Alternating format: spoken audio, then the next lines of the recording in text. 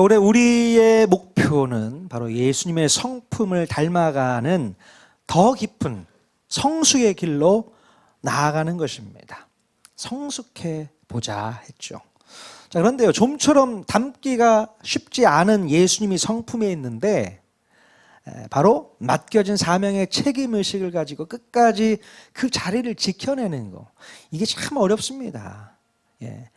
맡겨진 사명의 책임의식을 갖고 끝까지 그 자리를 지키는 것.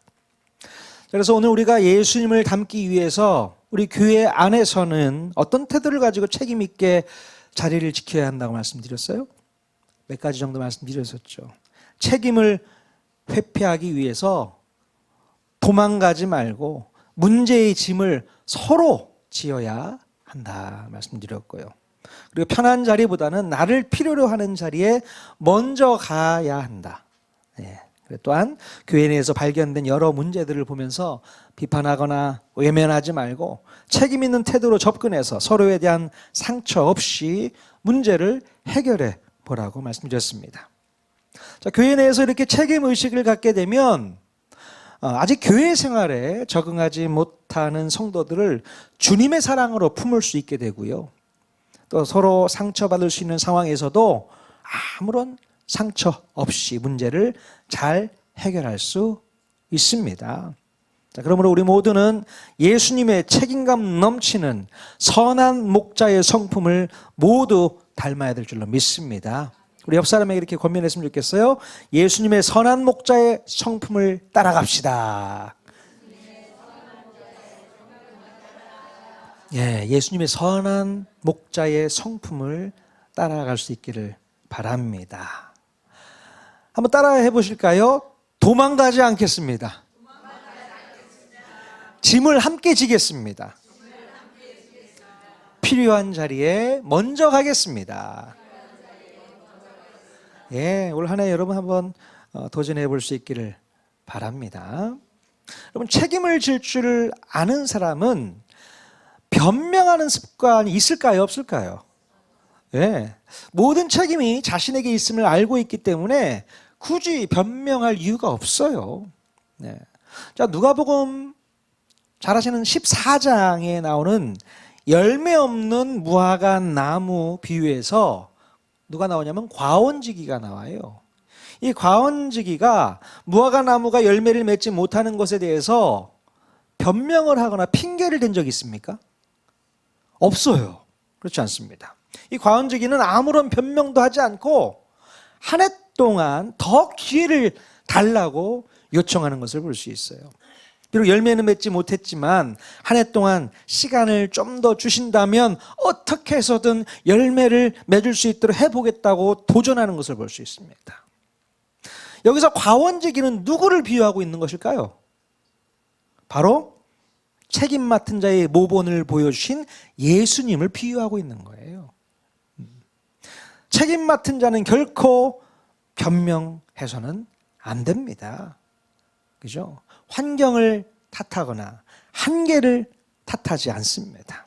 오히려 내 책임이라고 여기고 모든 문제를 떠안고 가는 자세가 필요하다는 것이죠. 그래서 우리 예수님이 우리의 모든 죄의 문제를 떠안고 십자가에 오르신 거 아니겠습니까? 여러분, 책임을 끝까지 붙들게 되면 어떻게 될까요? 책임을 끝까지 붙들게 되면 어떻게 될까? 그 책임의 끝은 바로 희생으로 이어진다는 사실을 아셔야 돼요. 책임을 진다는 것은 말로만 할 수 있는 것이 절대로 아닙니다. 책임 맡은 자에게 언제나 요구되는 것이 뭐냐면 바로 자기를 희생하는 것이에요. 그래서 자기를 희생하겠다는 각오가 있는 사람들에게 주어지는 것이 바로 책임인 줄로 믿습니다.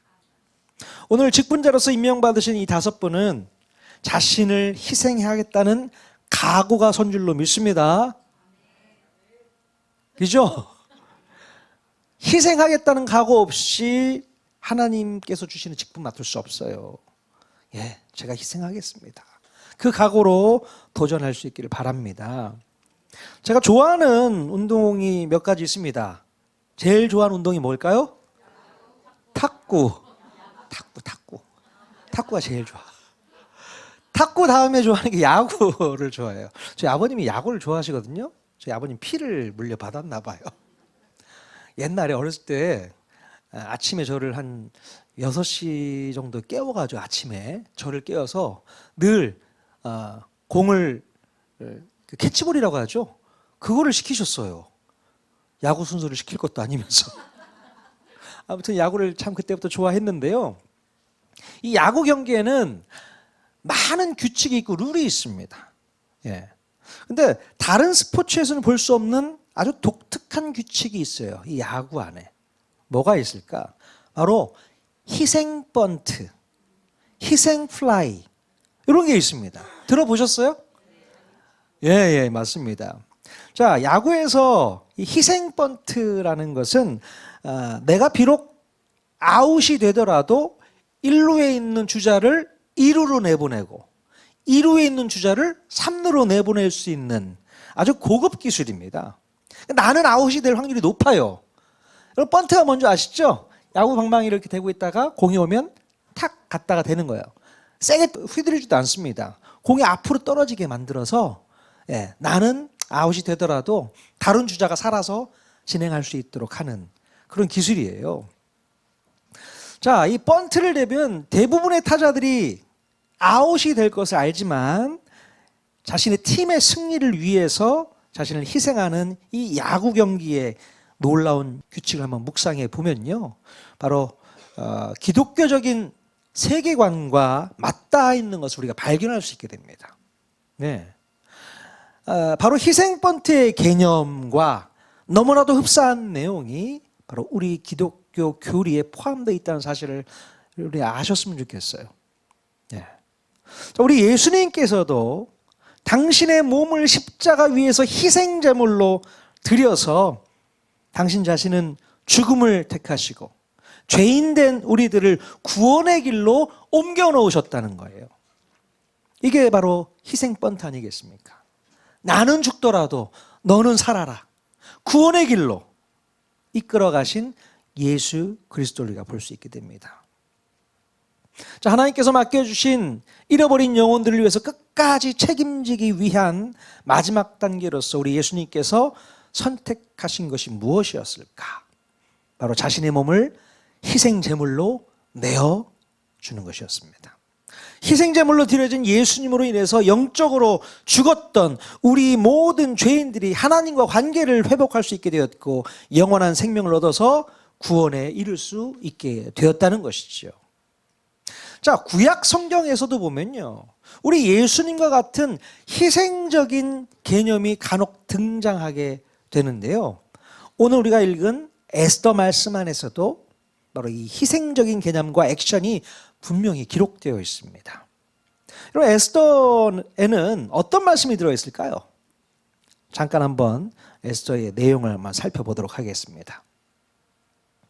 자, 에스더서는요, 한 BC 5세기경에 페르시아 제국에서 실제로 벌어진 역사적 위기 속에서 한 여인의 희생적 결단이 어떻게 한 민족을 구원해내는지를 보여주고 있는 이야기입니다. 자, 에스더서의 주인공이 누굴까요? 에스더겠죠.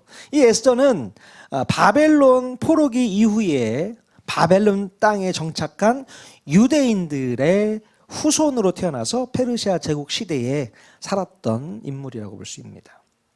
에스더는 당시에 고아였었고요. 바로 친인척이었던 모르드게의 손에서 자라나게 됩니다. 자, 그 당시 유대인들은 바벨론 제국이 멸망하고 페르시아 제국이 세워졌을 때에 자신의 나라로 돌아갈 수 있는 기회가 있었지만 불가피한 사정으로 인해서 고향으로는 돌아가지 못하고 페르시아 제국의 곳곳에 흩어져서 살아가고 있었습니다. 물론 정치적으로는 전혀 보호를 받지 못하는 약한 소수 민족들 중에 속해 있었어요. 유대인들이 그래서 힘이 없었습니다.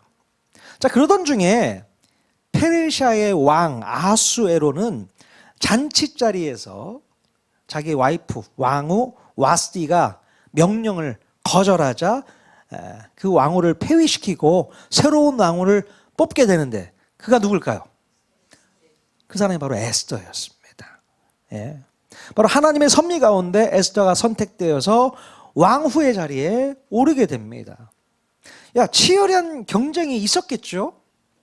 그런데 하나님께서는 에스더를 왕후 자리에 꽂아주셨어요.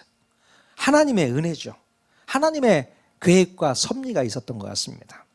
한편 왕의 총애를 받고 있었던 하만이라는 빌런이 있습니다. 그 인물이 누구냐면 바로 아말렉 족속의 후예였어요. 그가 유대인의 후손인 모르드게가 자기에게 절하지 않는다는 이유로 분노하면서 개인적인 원한을 민족적인 학살의 기회로 확대하는 사건이 벌어지게 됩니다. 아니, 저 녀석이 나한테 인사를 안 하네? 알고 보니 저 녀석이 유대인이야. 오케이, 그러면 유대인들을 내가 다 죽여버릴 거야. 원래 아말렉 족속과 유대인들과는 관계가 안 좋았잖아요. 그래서 하만은 왕을 속여서 페르시아 제국 전역에 흩어져 살고 있는 모든 유대인들을 한날 한시에 모두 멸절하라는 조서를 꾸며서 내리게 됩니다. 그러니까 왕에게 속이는 거죠. 조서는 누가 작성하는 겁니까? 왕이 작성해서 어인을 찍어서 반포하는 거지 않습니까? 이 조서는 절대로 한번 찍힌 어인이 있으면 되돌릴 수 없는 법이었어요. 그래서 결국 유대 민족 전체가 하만의 계략 때문에 죽음의 위기에 처해지게 됩니다. 이 소식을 들은 모르드게는 왕후 이제 에스더에게 긴밀한 요청을 하게 됩니다. 어떤 요청을 하게 됐나? 에스더 4장 13절에서 14절까지 말씀 같이 한번 읽어보겠습니다. 시작. 모르드게가 그를 시켜 에스더에게 회답하되 너는 왕궁에 있으니 모든 유다인 중에 홀로 목숨을 건지리라 생각하지 말라. 이때 내가 만일 잠잠하여 말이 없으면 유다인은 다른 데로 말미암아 노임과 구원을 얻으려니와 너와 내 아버지 집은 멸망하리라. 내가 왕후의 자리를 얻은 것이 이때를 위함이 아닌지 누가 알겠느냐. 네, 삼촌이었던 모르드게가 에스더에게 이 위기 상황에서 왕궁에서 혼자만 살 생각하지 말고 같은 동포인 유대 민족을 살리기 위해서 희생해야 될 것을 요청하고 있는 것을 볼 수 있습니다. 희생해야 돼, 너. 지금이 이때야. 그러면서 매우 중요한 말을 남기게 되는데요. 네가 왕후의 자리를 얻은 것이 이때를 위함이 아닌지 누가 알겠느냐, 이런 얘기를 합니다. 한마디로 하나님께서 유대 민족을 구원케 하기 위해서 이때 너에게 책임을 맡기셨다는 것을 기억하라는 뜻이겠죠. 그러면서 에스더에게 왕 앞으로 나아가서 중간 역할을 해달라고 요청을 했던 것입니다. 그럼 이렇게 책임을 맡은 자리는요, 편안하고 안락한 자리가 절대로 아니라 희생이 요구되는 자리라는 것을 모르드게도 알고 있었고 에스더도 알고 있었습니다. 쉬운 자리가 아니라는 얘기죠. 결국 에스더는 3일을 금식한 후에 죽음을 각오하고 왕 앞으로 나아가게 됩니다. 원래 그 당시에는 왕이 부르지도 않았는데 왕 앞으로 나아가게 되면 오해를 받게 되어서 죽임을 당할 수 있게 되는 규례가 있었습니다. 규례. 하지만 유대인들에게 주어진 시간이 이제 얼마 남지 않았기 때문에 에스더는 더 이상 침묵하지 않기로 결단했습니다. 왜냐하면 조서가 각 전국으로 흩어져서 뿌려졌잖아요. 맨날 몇 시에 유대인들을 다 멸절하도록 뿌려진 조서, 이 얼마 남지 않았단 말이죠. 그래서 더 이상 에스더는 침묵하지 않았던 것입니다. 그래서 왕의 규례를 어기고 담대히 왕 앞으로 나아가게 됩니다. 이 에스더의 행동은 죽음의 가능성을 감수하는 위험천만한 행동이었어요. 이때 에스더는 진짜 어떤 마음을 가지고 왕 앞으로 나아갔을까요? 에스더 4장 16절 말씀 같이 읽겠습니다. 시작. 당신은 가서 수산에 있는 유다인을 다 모으고 나를 위하여 금식하되 밤낮 3일을 먹지도 말고 마시지도 마소서. 나도 나의 시녀와 더불어 이렇게 금식한 후에 규례를 어기고 왕에게 나아가리니 죽으면 죽으리이다 하니라. 네, 죽으면 죽으리다. 즉 죽게 될 상황이면 죽겠다라는 의지를 표현하고 있는 것이죠. 우리는 이 고백을 통해서 에스더의 희생정신을 만날 수가 있게 됩니다. 나 자신을 위해서가 아니라 나에게 책임 맡겨진 동족을 위해서 자신의 목숨까지도 내어줄 수 있는 희생의 마음, 이 마음이 누구의 마음일까요? 바로 우리 예수 그리스도의 마음인 줄로 믿습니다. 마침내 에스더가 왕의 부름 없이 왕 앞에 섰을 때에 왕이 어떻게 했을까요? 놀랍게도 왕은 에스더를 죽이지 않고 오히려 에스더의 소원이 뭔지를 묻게 됩니다. 참 이쁘고 봐야 돼.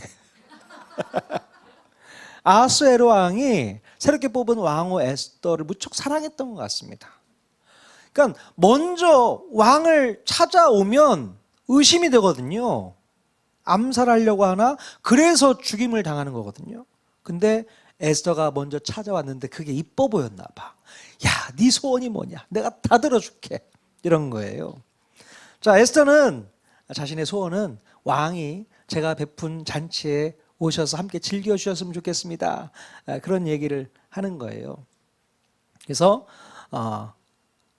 정작 해야 될 말은 하지 않고 하나님의 때를 기다리게 됩니다. 자, 드디어 에스더가 초청한 잔치자리에 이제 왕이 찾아왔을 때에 에스더는 자기 자신이 유대인이라는 사실을 알리고 이제 지금 옆에 있는 이 하만의 계략으로 인해서 유대 민족이 멸절당할 위기에 놓여 있다고 왕 앞에 고백하게 됩니다. 왕이시여, 저 하만 때문에 우리 유대 민족이 완전히 몰살될 지경입니다. 이렇게 얘기를 꺼내게 되죠. 자, 결국 왕은 분노하면서 하만을 처형하게 되고 하만이 모르드게를 처형하기 위해서 준비한 장대에 자신이 달려서 죽음을 맞이하게 됩니다. 자, 이렇게 에스더서의 빌런이었던 아말렉의 후손 하만이 처형을 당해 죽었지만 문제는 여기서 끝나지 않습니다. 여기서 안 끝나요. 뭐가 남았어요? 바로 하만의 계략으로 뿌려진 이 왕의 조서가 남아 있었잖아요. 여전히 왕의 조서는 효력이 있었습니다. 왕은 어떻게 해야 돼요? 빨리 새로운 조서를 내려서 유대인들이 다시 살 수 있도록 조치를 취해줘야 했던 것이죠. 물론 요즘 같으면 너무나도 통신이 잘 발달되어 있고 하니까 이메일만 한번 뿌리면 되는 거 아니겠습니까? 근데 그때 당시 이메일이 어디 있어요? 일일이 사람이 들고 다니면서 뿌려야 되는 거예요, 조서를. 근데 그때 당시 이 페르시아 제국이 얼마나 넓었는지 말도 못합니다. 그래서 사람이 저 끝까지 가려면 뭐 맨날 며칠을 가야 되는데, 그래서 이 얼마 남지 않은 시간, 그 시간 동안에 그 조서를 철회할 수는 없고 새로운 조서를 반포하면서 그 조서를 빨리 뿌려야 되는 거예요. 이해가 되시죠? 자, 하지만 첫 번째 조서가 효력을 발생하기 전에 두 번째 조서가 제국의 끝까지 도착해야 되는데 그 당시 페르시아의 국토가 너무나도 넓고 방대했기 때문에 시간이 없어요. 어떻게 했을까요? 다행히 페르시아의 왕이 좋은 말을 내어주면서 이거 타고 빨리 뿌려. 예. 그렇게 해서 빠른 시간 내에 새로운 조서가 전국 각지로 도착할 수 있도록 도와주었고 결국에는 모든 유대인들이 구원을 얻을 수 있게 되었다라는 내용이 에스더서의 내용입니다. 재미있으셨어요? 성경 말씀이 재미있으십니까? 와, 치열한 복수국 아닙니까? 복수국 재밌잖아요. 어떻게 하만이 당하게 되는지 기가 막히죠. 자, 이 에스더서의 이 통쾌한 복수 스토리가 우리에게 흥미를 좀 더해주긴 하는데요. 하지만 그것보다 더 큰 의미가 에스더의 이야기 속에 감추어져 있음을 깨달아야 됩니다. 예. 바로 왕이 반포했던 두 개의 조서에 대한 비유적인 의미를 우리가 알아야 돼요. 예. 자, 유대인들을 죽이라고 명했던 첫 번째 조서는 무엇을 의미하는 것일까요? 뭘까요?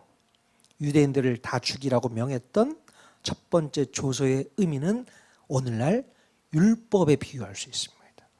율법이다. 자, 여러분, 하나님께서 우리에게 주신 율법의 명령은 철회가 될 수 있는 것입니까? 철회할 수 없는 율법이에요. 죄의 삭슨, 사망이라고 명시한 이 율법 명령이 바뀔 수 있는 겁니까? 바뀌지 않습니다. 절대로 바뀌지 않아요. 이 율법의 명령은 절대로 바뀌지 않고 지금도 그 효력을 발휘하고 있어요. 아담과 하와의 죄값으로 인해서 모든 인류가 죽을 수밖에 없었다는 거잖아요. 인간이 아무리 노력해도 그 죽음에서 벗어날 길은 아무것도 없다. 자, 그런데 바로 이때에 내 민족을 살려달라는 에스더의 간절한 요청이 있었던 것처럼 마치 에스더가 자신을 희생해서 왕 앞으로 나아갔던 것처럼 바로 우리 주 예수 그리스도께서는 율법의 요구에 따라 죽을 수밖에 없는, 즉 모든 인류를 살리기 위해서 십자가에 달려 희생제물이 되어주셨다는 것입니다. 예. 또 이렇게 에스더의 희생의 결과로 새로운 왕의 조서가 반포가 될 수 있었던 것처럼 마치 이 조서가 유대 민족을 죽이지 않고 살려주라는 생명의 조서가 되었던 것처럼 우리 예수님께서 십자가의 희생을 통해서 열어주신 구원의 복음이 바로 오늘 우리들 모두에게는 생명의 조서가 된다는 것을 기억해야 됩니다. 이것까지 아셔야 되는 거예요. 야, 에스더 이야기가 통쾌한 복수 스토리구나. 그 정도만 이해하시면 안 됩니다. 그 속에 담겨 있는 율법과 복음의 이야기까지 이해하셔야 되는 거예요. 자, 그러면 오늘 우리들은 이 첫 번째 조서인 율법의 명령, 바로 사망의 명령을 따르는 게 좋을까? 아니면 두 번째 조서인 복음의 명령, 생명의 명령을 따르는 게 좋을까요? 여러분, 뭘 따르는 게 좋겠습니까? 당연하죠. 당연히 두 번째 조서인 복음의 명령, 생명의 명령이 우리들에게 빨리 도착해서 첫 번째 조서의 효력이 무력화되고 이제부터 두 번째 조서의 효력을 통해서 구원의 길이 열려지기를 간절히 소망해야 될 줄로 믿습니다. 네.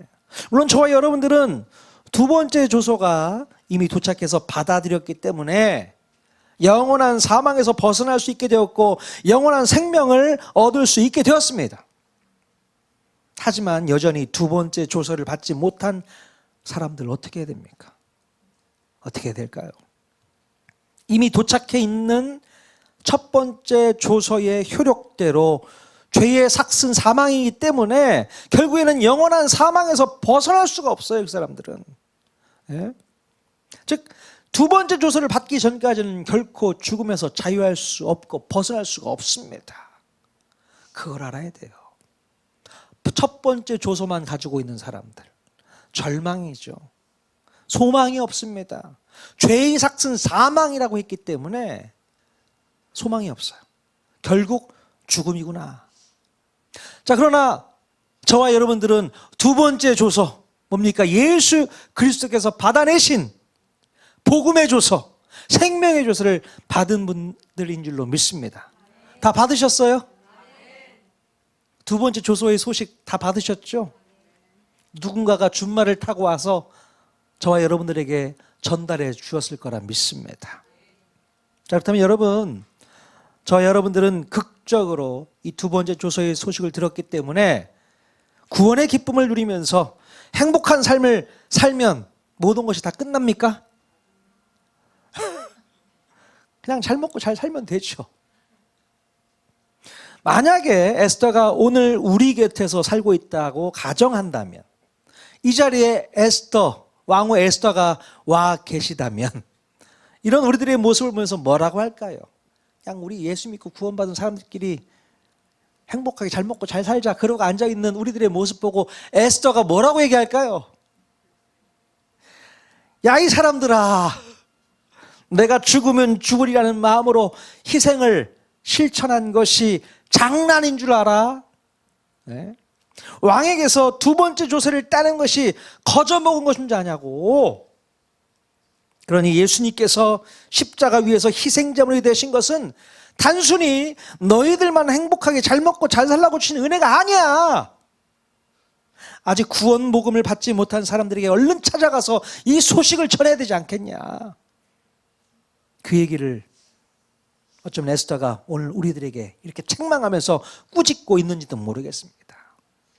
빨리 말 타고 달려가서 전달해야지. 뭐 하고 있는 거야.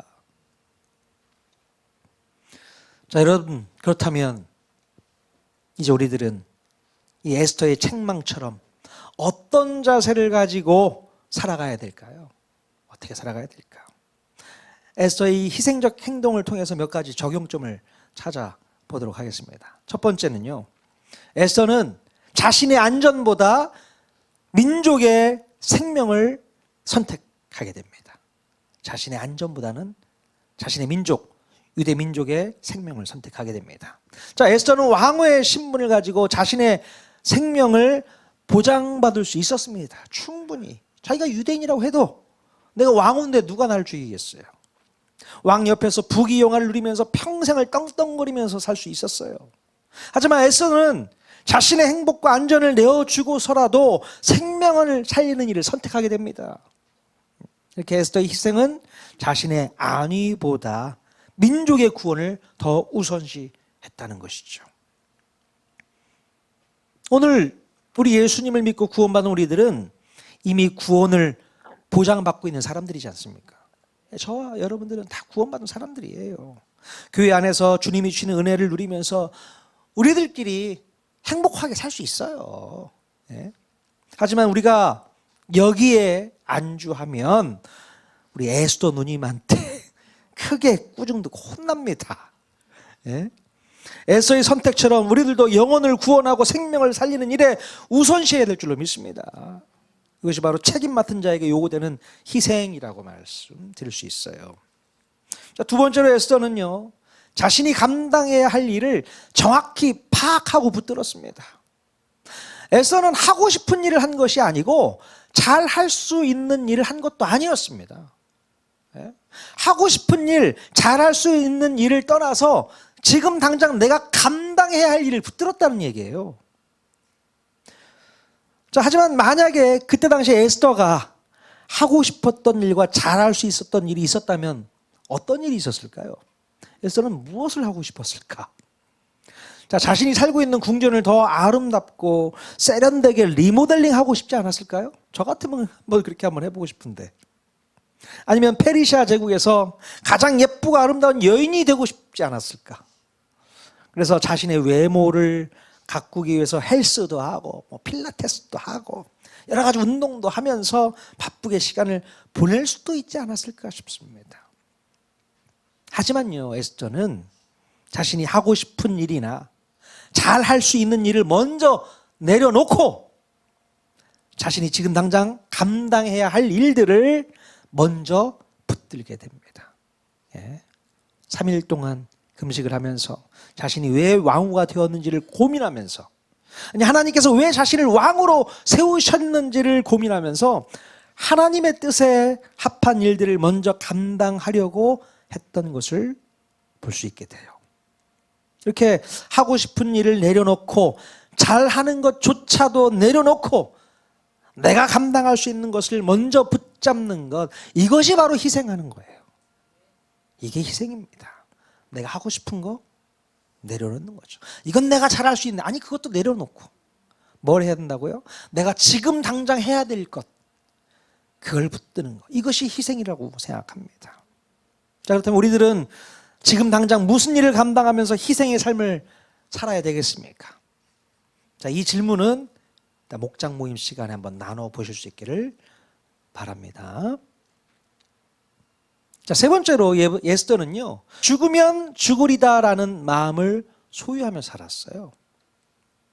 에스더에게는 이 고백이 죽음까지도 감수하겠다는 희생적 고백이었습니다.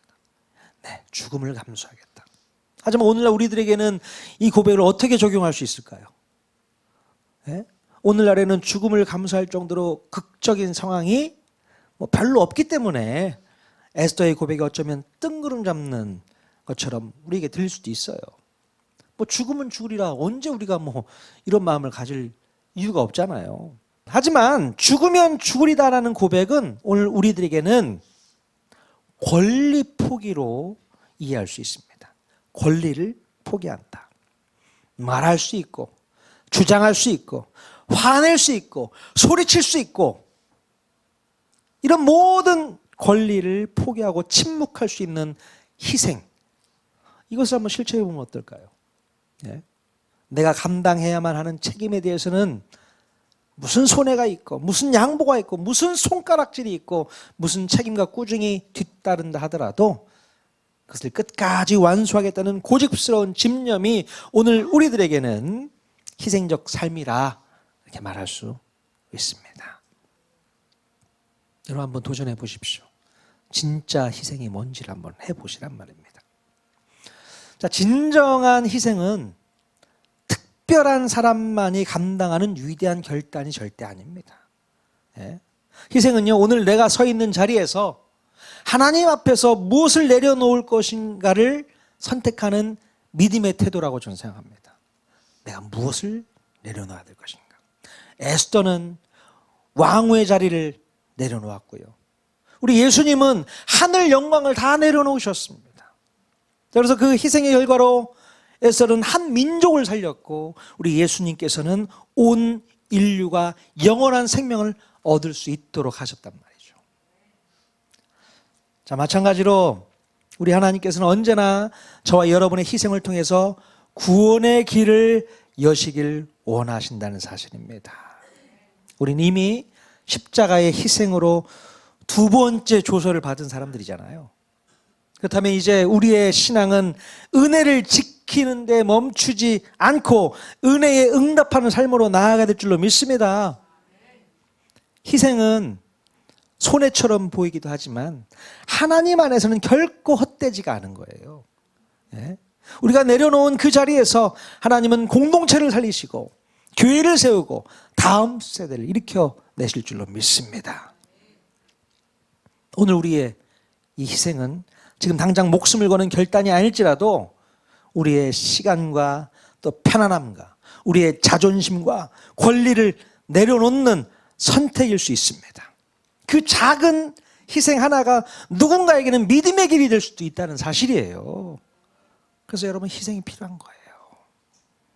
오늘도 죽으면 죽으리라는 믿음의 결단으로 이 에스더의 희생을 본받고 예수님의 희생을 본받는 저와 여러분 모두가 다 될 수 있기를 바랍니다. 한번 희생을 도전해 보십시오.